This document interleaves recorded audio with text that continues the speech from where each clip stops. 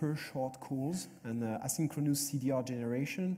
It's really impressive. So they use bugs in the state machine and really speed or really quick establishment of circuit, so that CDR are only generated on one side of the operators. And when they try to match the cost, there's only one side who say, oh, you owe me money, and the other one doesn't have even a trace of it. So that's one really interesting side, is that there's no much visibility. People in SS7 world used to think, oh, yeah, we do have log and trails. It's called CDR.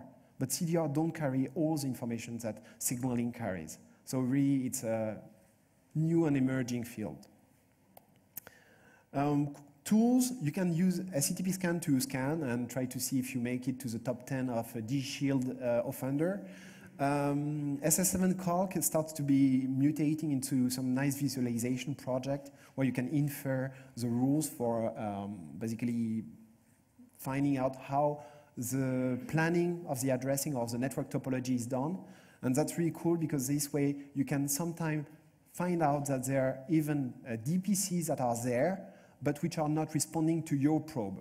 What I found out during a pen test, recent one, is that when I would send a message and not get an answer, it would just be that the remote equipment was not configured to send me to my correct address the reply, but it will actually do the work.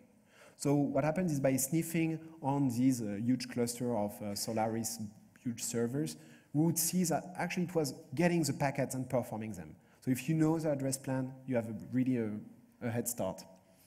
If you're really interested into getting into there, come and join us. 7 bone is like 6 bone.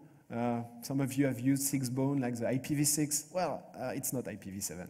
It's SS7 test backbone, and we do research on it.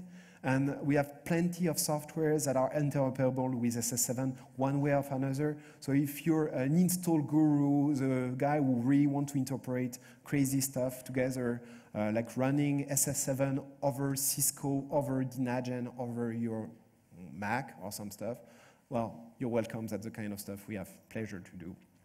And of course, the product we're releasing. Well, don't talk about it.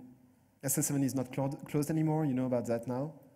There's some solution. It's hard to get to work with equipment vendor. So we're also, sadly, in the situation of the 90s or 80s in terms of vulnerability disclosure.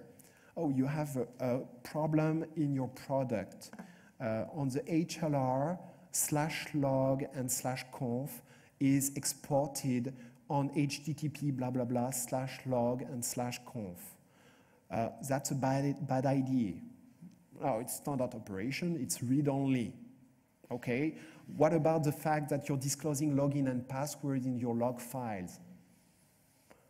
This is a feature of the debug service. And what about the combination of these two bugs? And you don't get an answer for 6 months. So really, we are like, hello, are you from the past? This is a conversation. Then mindset are changing. Operations are being merged. In the past, basically, the SS7 and telecom department used to hear about IP networks and say, oh yeah, that's the thing I'm printing with. So that was just net BIOS and stuff like that. Now they are being integrated and know about this. Interestingly, we in Europe were the first to deploy GSM networks and SS7 networks. We are with the old mindset. When you go to Southeast Asia, for example, they are all virtualized with VLAN per service and use really some segmentation you'll see in no other network except military multi-level secure network.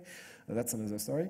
The thing is, depending on the mentality of the people who take decision, you'll have huge impact on the security, because there's no really a sense of integrating security in the design of SS7 network right now.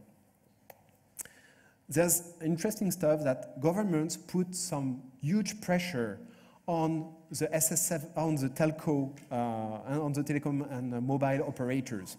They're saying your network is part of my critical infrastructure.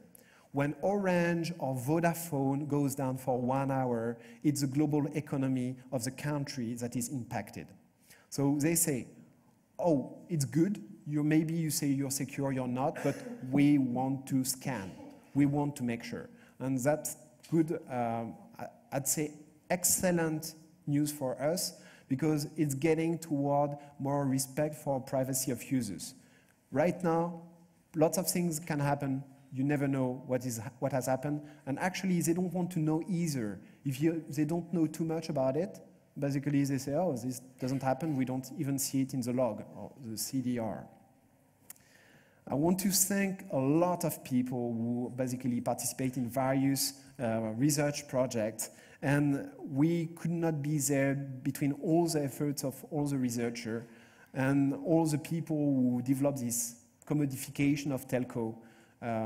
We are not yet to the point where 5G, the telecom operator-less telecom backbones happen, but we are getting more and more actively involved with the inside of a telco. So thanks to all of these people who are there and all the people that I cannot name there. If you have any question, thank you very much, and all the slides and tools are available on P1Sec website. Thank you very much.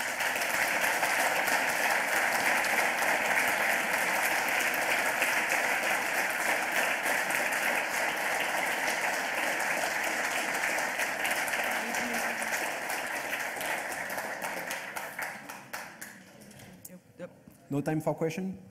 Or I killed everyone, maybe. Nobody, okay. Enjoy and let's grab a beer together.